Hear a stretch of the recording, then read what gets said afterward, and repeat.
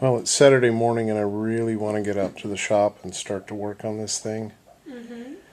But I'm at a point where I need to stop and think before I take any more steps, because if I just go headlong into it, I'm going to mess something up. Okay, I think I've come up with an idea. I'm going to put a guard right there. I'm going to make this guard out of the same stuff I made the blade out of, some 5160 steel. Back at the back, I'm going to have a steel butt cap. This wafer right here, and this little wafer right here. I've got some thin bronze I'm going to put in there. The main wood of the handle I think I'll make out of something, I don't know, cherry, oak, maybe maple if I've got it. One other thing I need to do, right here at this shoulder, you can see I've dropped the shoulder a little bit here. I'm going to have to thin the width of the tang out a little bit, just a little bit, and make another little shoulder right there on either side, dropping down to a slightly thinner tang than this. What that's going to do is help hide the transition where this brass spacer and the steel guard meet with the back end of the blade. Okay, like I mentioned, I'm fast approaching the stage where I don't have a whole lot of wiggle room to correct for mistakes, so I'm going to go pretty slowly with this. First thing I need to do is thin the tang this way, thin it down a little bit, and create a shoulder right here. I want to make sure I keep the shoulders lined up and that I don't go too far. So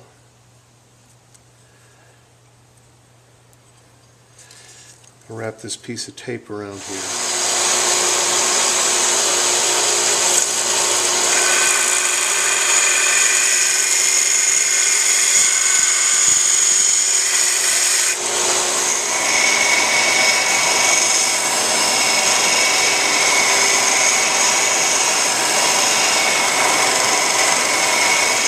Alright, I have ground down the shoulder just a little bit on either side and taken that taper all the way down the tang. Here's my piece of brass.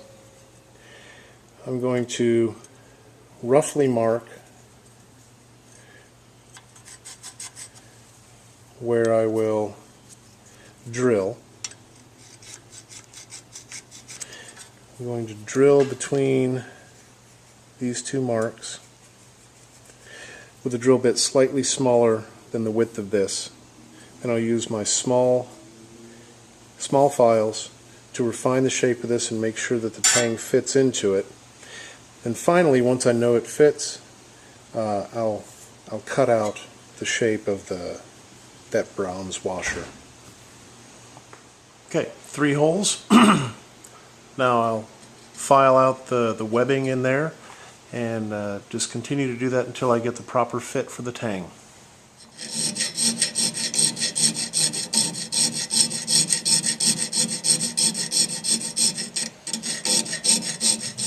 Okay, I opened up the webbing between the holes.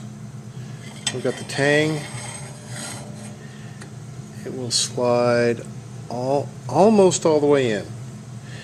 Now this is where it gets real fine, just a lot of finesse. I don't want to take off too much and leave a gap, and I want this fit to be nice and snug. Right there. There's a little bit of a radius and a little bit of a radius right there. I will file a radius into this mortise so that I don't square off the tenon. I don't want to square off this tenon right here because that will create a potential weak spot, so I'm going to radius this and not square off the tenon.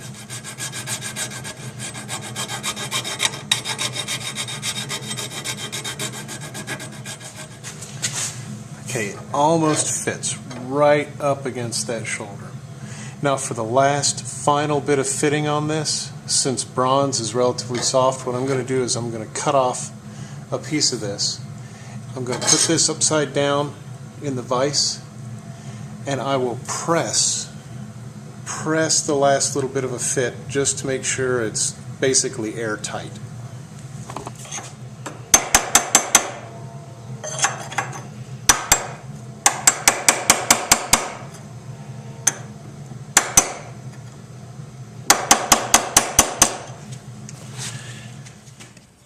For the steel guard and the steel butt cap, I've decided to go with 01 instead of 5160. And the reason for that is the thickness. The 5160 is about 1/4 of an inch thick, and the 01 is about 1/8 of an inch thick. And the reason I'm having to do that is because the tang is just not quite long enough. I don't want it to be too short, so I'm gonna go with a thinner stock for the two steel pieces. The cool thing about this 01 that I'm using is in its annealed state, it's actually fairly soft. So I'll be able to file it just as I did the bronze. Now, that's Mark out in the background. Now I've got the brass shim.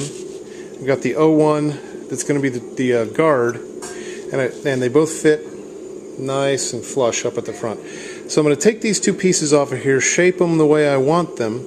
Okay. I've got the brass shim right here made. I've got the 01 guard right there. Now the next thing to do is get the piece of wood that fits on here. Okay, I now have the pilot holes drilled through the block of wood that I'm going to use for the bulk of the handle. It goes like this. I'm going to do the thing where I heat up the tang and burn the channel into this block of wood to make it a very tight fit.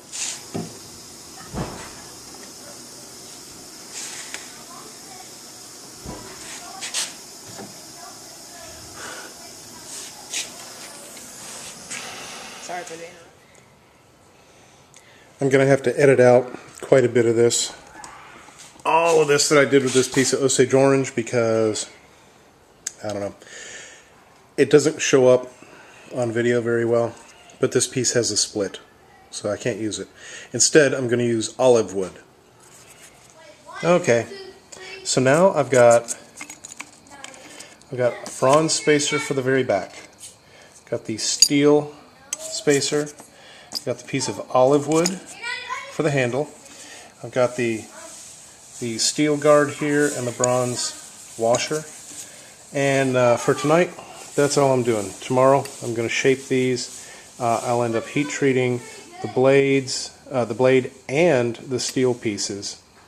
Then, after the blade has been heat treated, I'll assemble this whole darn thing. But one of the other steps is I'm going to have to shape this piece of wood before I put it on, because otherwise I'll be scratching up the metal. So I'll have to shape this, heat treat, assemble, and then put a finish on this. Alright, thanks for watching.